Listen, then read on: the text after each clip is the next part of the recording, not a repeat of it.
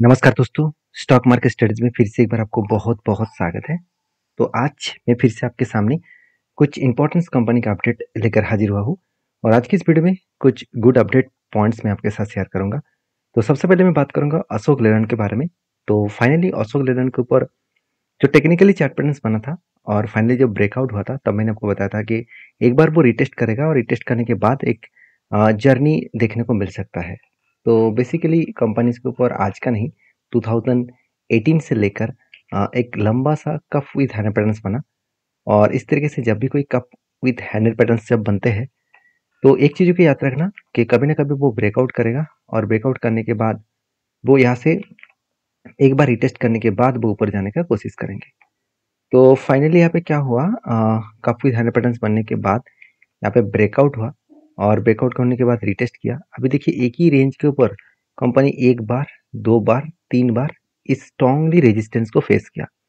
तो फाइनली चार बार रेजिस्टेंस को फेस किया और उसके बाद ब्रेकआउट किया। तो जब ब्रेकआउट किए शानदार तरीके से एक जर्नी देखने को मिले और ए बी में आपको बताया था कि जो इसका स्ट्रांगली हाई लेवल है वो एक स्ट्रांगली रेजिस्टेंस कम सप्लाई जोन है, क्योंकि उसी लेवल से शेयर के ऊपर एक करेक्शन देखने को मिला था। तो वो लेवल को अगर स्ट्रांगली ब्रेकआउट करे तो एक एक बार वो रिटेस्ट जरूर करेगा। तो फाइनली देखिए यहाँ पे ब्रेकआउट किया, रिटेस्ट किया और रिटेस्ट करने के बाद एक डोजी जैसे एंड हैमर जैसे कैंडल पैटर्न क्रिएट किया।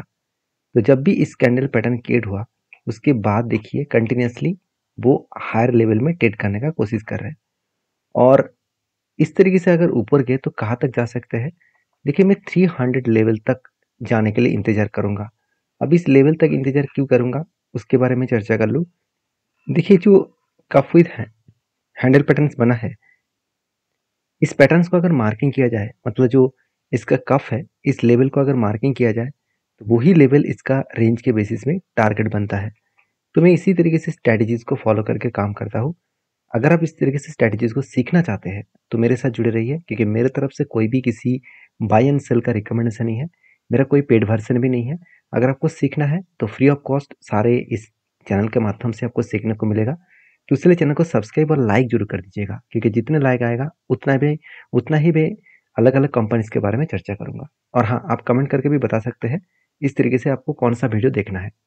तो देखिए अशोक लेलैंड के ऊपर सर मैं टेक्निकली चार्ट पैटर्न्स को देखकर ट्रेड नहीं लिया, कंपनी का परफॉर्मेंस के ऊपर डिपेंड करके भी ट्रेड लिया। देखिए जब ट्रेड लिया तब सितंबर क्वार्टर्स था, तो उस टाइम के हिसाब से देखा तो सितंबर और दिसंबर क्वार्टर्स में कंपनी के ऊपर सेल्स जून क्वार्टर से थोड़ा सा ज़्यादा देखने को मिला था। अभी एक्सपेंस को कंट्रोल करने के बाद नेट प्रॉफिट भी एक ही रेंज के हिसाब से था और फाइनली दिसंबर में जब अच्छा खासा रिजल्ट आया तब एक अंदाजा लग गया कि कंपनी अच्छा खासा ग्रोथ करने वाले है। अभी जो कंपनी मार्च का डेटा यहाँ पे पब्लिश करेंगे, जो क्वार्टर फोर का रिजल्ट पब्लिश करने वाले हैं वो बहुत शानदार होने वाला है। क्यों? आप ध्यान से देखना, कंपनी पिछले साल में 1300 करोड़ का टोटल प्रॉफिट किए थे, इस बार वो 2500 करोड़ के आसपास नेट प्रॉफिट किया। तो बेस्ट तरीके से प्रॉफिट यहाँ पे देखने को मिला। अभी मुझे लगता है एक अच्छा खासा प्रॉफिटेबिलिटी ग्रोथ यहाँ पे देखने को मिला है। अभी कंपनी का सेल्स का ग्रोथ, कंपनी का प्रॉफिट का ग्रोथ और कंपनी का रिटर्न ऑफ इक्विटी सब कुछ आपको अच्छा दिखेगा, जिसके चलते कंपनी अच्छे खासा रिटर्न भी जनरेट करके दिया। तो इतने सारे पॉइंट्स को चेकआउट करना पड़ता है तभी कोई कंपनी के ऊपर अच्छा खासा ट्रेड बन सकता है। फिर भी देखिए इसका कोई 100% गारंटी तो नहीं है कि आप आपके सारे एनालिसिस करने के बाद ट्रेड लिया और वो आपको प्रॉफिट देगा, ऐसे कोई भी गारंटी नहीं होता। हमेशा आपको इस चारों चीज़ों को आपको ऑब्जर्व करना होगा। तो अशोक लेलैंड के ऊपर आपकी क्या राय है जरूर मुझे कमेंट्स करना, और आप किस तरीके से काम करते हैं वो भी मुझे कमेंट्स करके बता सकते हैं। नेक्स्ट जो कंपनी उसका है टाटा मोटर्स। देखिए टाटा मोटर्स का रिजल्ट आने के बाद, क्वार्टर फोर का रिजल्ट आने के बाद ही कंपनी के ऊपर एक गिरावट का माहौल जारी हुआ है। अभी क्वेश्चन ये है कि कंपनी के ऊपर रिजल्ट आने के बाद इसका इतना खार अच्छा खासा करेक्शन क्यों हो रहा है, लगातार गिरते क्यों चले जा रहे हैं, रिजल्ट आने के बाद ही गिरावट का माहौल कंटिन्यू है। देखिए रिजल्ट अगर मैं आपके साथ शेयर करूं तो आप कहेंगे सर आज तक की सबसे हाईएस्ट कंपनी प्रॉफिट जनरेट किया, इतना प्रॉफिट आज तक लास्ट अराउंड 10 क्वार्टर्स में भी इतने शानदार प्रॉफिट देखने को नहीं मिला। अगर साल भर के डेटा दिखा दूं वहाँ पे भी देखेंगे तो आज तक की हाईएस्ट प्रॉफिट है 31,000 करोड़। आज तक प्रॉफिट इतना कभी भी कंपनी नहीं किया। सबसे पहले इंटरेस्टिंग पॉइंट आप जरूर देखिएगा, कंपनी के ऊपर अर्निंग पर शेयर भी बढ़े जो 94 पर रुपीज़ के आसपास हो गया। कंपनी इस बार डिविडेंड पे आउट भी किया करीबन 4% के आसपास। जो पिछले बार 32% के आसपास डिविडेंड दिया था, तो वो अलग बात है। दिक्कत कहाँ पे है जिसके चलते कंपनी के ऊपर रिजल्ट अच्छा आने के बाद भी करेक्शन हो रहा है? देखिए, ध्यान से इस डेटा को देखना तभी आपको सब कुछ पता चल जाएगा। देखिए इस बार जो डेटा शीट रिजल्ट शीट आया उसमें से आपको सेगमेंट वाइज जो रेवेन्यूज है उसके बारे में चर्चा करूँ। देखिए कंपनी का कमर्शियल व्हीकल जो है वो 20,000 करोड़ से बढ़ के हो चुके हैं 21,500 करोड़। चलो ठीक है। पैसेंजर जो व्हीकल्स हैं उनमें से 12,900 करोड़ से बढ़ के हो चुके 14,400 करोड़। ये भी ठीक ठाक है। साथ ही साथ जो कॉरपोरेट जो प्रोडक्ट है इसका व्हीकल्स प्रोडक्ट है वो 996 से थोड़ा सा कम हुआ 986। चलो ये भी ठीक है। तो दिक्कत कहाँ पे है? देखिए बेसिकली कंपनी एक बहुत बड़ा अनाउंसमेंट जल्द से जल्द करने वाला है। खुद का जो कमर्शियल व्हीकल और जो पैसेंजर व्हीकल, जो कमर्शियल व्हीकल और पैसेंजर जो व्हीकल है इस दोनों सेगमेंट को वो डीमार्ज करने वाले हैं, मतलब अलग अलग करने वाले हैं। और यही एक बड़ा कारण बन मतलब मार्केट को ठीक नहीं लगा, क्योंकि दोनों प्रोडक्ट को मिलाकर कंपनी अच्छा खासा रेवेन्यू जनरेट कर रहे थे। अभी आप कहेंगे सर पैसेंजर व्हीकल का भी तो कंपनी का बिजनेस अच्छा है। हाँ, आप ध्यान से देखना, मेरे एक वीडियो में आपके साथ शेयर किया था डिटेल्स में कि कंपनी का जो मेनली जो रेवेन्यूज आ रहा है वो कहाँ से आ रहा है।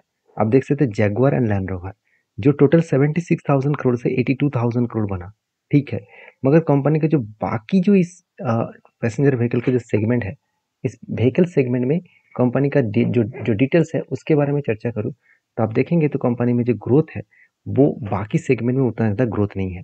मतलब पैसेंजर व्हीकल्स में ग्रोथ तो है, वो भी किसके ऊपर? जैगुआर और लैंड रोवर के ऊपर। तो सोचिए एक बार जैगुआर और लैंड रोवर के अगर सेल्स डाउन हो गया, प्रॉफिट मार्जिन कम हो गए तो पैसेंजर व्हीकल के खतरे में आ सकते हैं। तो टाटा मोटर्स भी अच्छा खासा एक प्रेशराइज में बनता हुआ देखने को मिलेगा। और यही सारे कारण के वजह से टाटा मोटर्स के ऊपर प्रेशर है। तो देखिए मैं आपको बार बार बोलता हूँ कि चीज़ों को पहले समझिए, क्योंकि हर किसी शेयर के करेक्शन होने के पीछे कोई ना कोई तो रीज़न होगा। वो रीज़न को पहले आपको जानना पड़ेगा। अभी बेसिकली देखिए कंपनी के ऊपर जो करेक्शन हुआ, इसका मतलब ये नहीं कि कंपनी यहाँ से ख़त्म हो जाएगा, बिग फॉल दिखाएगा, ऐसे बिल्कुल नहीं। अगर चार्ट पैटर्न्स को ध्यान से देखना कि कंपनी वो ही रेंज को बार-बार वो रिटेस्ट करने का कोशिश कर रहा है, जो कंपनी के स्ट्रांगली सपोर्ट रेंज है। क्योंकि यहाँ से ही कंपनी धीरे-धीरे करके ऊपर जाने का कोशिश कर रहे हैं। अभी देखिए जो मैं टारगेट लेके चल रहा हूँ, मेरा जो टारगेट है वो 1100 करीबन 35 रुपीज़ के आसपास है। और ऑलमोस्ट मैंने जो एंट्री लिया था 600 रुपीज़ के आसपास से। तो मैं पहले भी डिस्कशन किया हूँ कि इस जगह पे मैंने क्यों एंट्री लिया था, क्योंकि एक का फुल हैंड पैटर्न्स बना और उसके बेसिस में मैंने एंट्री लिया था। अभी देखिए टारगेट होगा क्या नहीं होगा वो तो अलग बात है। हाँ, अगर डीमार्ट के कोई न्यूज़ आए मार्केट में, अगर जिग पैसेंजर व्हीकल्स को और हैवी व्हीकल्स को अलग किया जाए तो टाटा मोटर्स से मैं कुछ क्वांटिटी ऑब्वियसली ज़्यादा से ज़्यादा क्वांटिटी में सेल अप करूँगा, क्योंकि फ्यूचर में शायद मुझे लगता है टाटा मोटर्स के ऊपर उतना ज़्यादा ग्रोथेबल सिचुएशन देखने को ना भी मिल सकता है। बाकी देखिए मेरे खुद का राय है, आपको मैं नहीं कह रहा हूँ कि आप माल बेचिए, आपके जो ओपिनियन है उस हिसाब से काम करिए। तो नेक्स्ट जो कंपनी उसका नाम है मारुति सुजुकी। तो फाइनली मारुति सुजुकी के ऊपर एक डेटा आपको शेयर करूँगा। जब मारुति सुजुकी के ऊपर एक रेंज के बेसिस में कंपनी ट्रेड कर रहे थे और फाइनली जब ब्रेकआउट हुआ, ब्रेकआउट होने के बाद मैंने क्या किया, इस जगह पे एक कुछ क्वांटिटी के साथ मतलब काम किया। अभी देखिए कंपनी के ऊपर धीरे-धीरे करके वो ऊपर गया था और उसके बाद नीचे भी आए। देखिए अभी एक चीज़ों को नोटिस करना, कंपनी इस रेंज के ऊपर फँस चुके हैं। मतलब यहाँ पे अगर मैं ट्रेंड लाइन ड्रा करूँ तो ध्यान से देखना, बार-बार इस जगह को रिटेस्ट कर रहा है, उसके बाद वो वापस जा रहा है।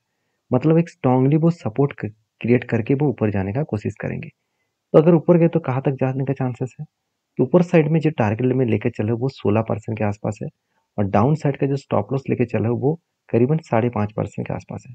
तो हमेशा मैं 1:3 रेशियो का टारगेट और स्टॉप लॉस लेके चलता हूँ। बाकी मारुति के ऊपर आपके क्या ओपिनियन है ज़रूर कमेंट्स करना, क्योंकि इस कंपनी के ऊपर ज़्यादा कुछ बोलने का ज़रूरत नहीं है। मान लेते हो कंपनी ईवी सेगमेंट में अभी भी बिज़नेस को स्टार्ट नहीं किया, फिर भी कंपनी का जो मैनेजमेंट है बहुत स्ट्रॉन्ग है। वो सबसे पहले मार्केट को रिसर्च कर रहा है। रिसर्च करने के बाद वो मार्केट में ज़रूर ईवीज़ लेके आएँगे और ये भी अनाउंसमेंट कर चुके हैं 2025 के बाद वो ईवीज़ मार्केट में लॉन्च करने वाला है। तो ये था कुछ कंपनीज़ का अपडेट और लास्ट में एक कंपनीज़ के बारे में और भी चर्चा करूँगा जिसका नाम है जेएम बोरिस लिमिटेड। इस कंपनी ऑलमोस्ट 3-3 बार 1:4 रेशियो का बोनस दे चुके हैं। मतलब हर 4 शेयर के बदले आपको 1 शेयर कंपनी दे चुके हैं। फिर से एक बार कंपनी बोनस अनाउंसमेंट करने वाला है, तो उसका डेट अभी तक नहीं आया, मैं एक बार फिर भी देख लेता हूँ।